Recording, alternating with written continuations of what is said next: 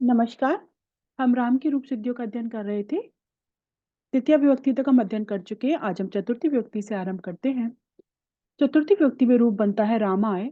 उसमें सूत्र काम करता है नेर्य। यह सूत्र कहता है अतो अंगात परस्य निर्यादेशः। अदंत अंग से परे ने के स्थान पर यह आदेश हो। हमें चतुर्थ व्यक्ति में क्या प्राप्त कौन सा सुप्रत्यय आता है? ने। टू औजस अमौर्सस टाभ्याम भिस नेभ्याम भ्यस। तो ने इसके स्थान पे यह सूत्र यह आदेश करता है। तो ये सूत्र कहता है अदंत अंग से परे ने के स्थान पर यह आदेश हो, और यह आदेश जो है वो यह जो आदेश है वो सस्वर है। राम ने, यहाँ राम अदंत अंग है और इससे परे ने को यह आदेश होता है राम यह। अब यहाँ जो यह है यह आदि तो है परंतु सुप नहीं है, क्योंकि सुप तो ने था, अब वो रहा नहीं है, अतः सुपी जैसे दीर्घ प्राप्त नहीं हो सकता। इस पर या में स्वत्व धर्म लाने के लिए कि वह सुप है या उसके लिए एक सूत्र काम करता है जो अतिदेश सूत्र है। स्थानीय वदादेशो अनल विधौ। यह कहता है कि जो भी आदेश होता है वो स्थानीय के समान होता है, यानी जिसके स्थान पर जो भी आदेश किया गया है वो उसके समान होता है। जो कार्य उसमें होंगे वही उसके स्थान पर जो आदेश हो उसमें भी होंगे। अच्छा, तो क्या कह रहा है ये?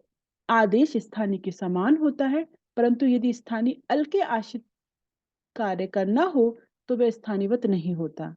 इति स्थानीयवत्वात्, इस सूत्र से या के स्थानीवत हो जाने से जो कार्य कर रहा था सुपीचा उससे वो कार्य होगा।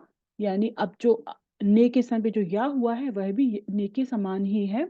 तो यहाँ पर सुपीच ऐसे दीर्घ होकर के रामाय रूप सिद्ध हो जाता है। तो रामाय बस बहुत सिंपल है। सिंपल सा राम के बाद में ने आया, ने को या आदेश हुआ कौन से सूत्र से? नेर्यसा। और स्थानीय बदादेश अनल विधौ सूत्र की सहायता से सुपीच से दीर्घ एकादेश होकर के रामाय बना। अब रामाभ्याम चतुर्थ व्यक्ति द्विवचन।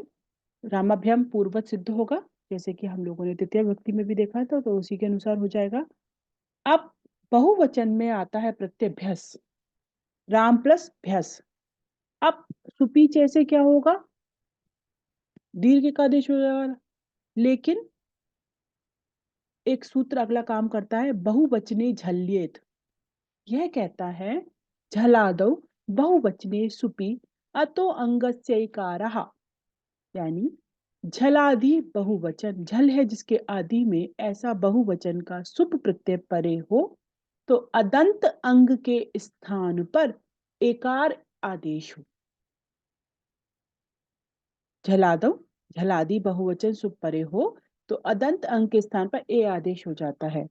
अलोन्त्यस्य परिभाषा द्वारा ए आदेश अंत्य अल यानी अत के स्थान पर ही होता है। राम प्लस भ्यस, यहाँ भ्यस क्या है? बहुवचन का प्रत्यय है। इसके आदि में भकार जो है भ वो झल है और क्या है? सुप भी है। अतः झलादि सुप परे होने पर, यानी कि जो भ्यस का जो भ है वो झल भी है सुप भी है, उसके परे रहते इस सूत्र से राम के जो माँ के बाद में अ है उसको एकार आदेश हो जाएगा। तो राम में भ्यस हो गया, और सा को यदि सा को ऋतु विसर्ग कर देंगे, वही सारे सूत्र ससज स्वरू उपदेशजुनासिकित विरामोपसानम और खरवसानी और विसर्जनिया से सा को विसर्ग हो जाएगा, रूप बन जाएगा रामेभ्यः।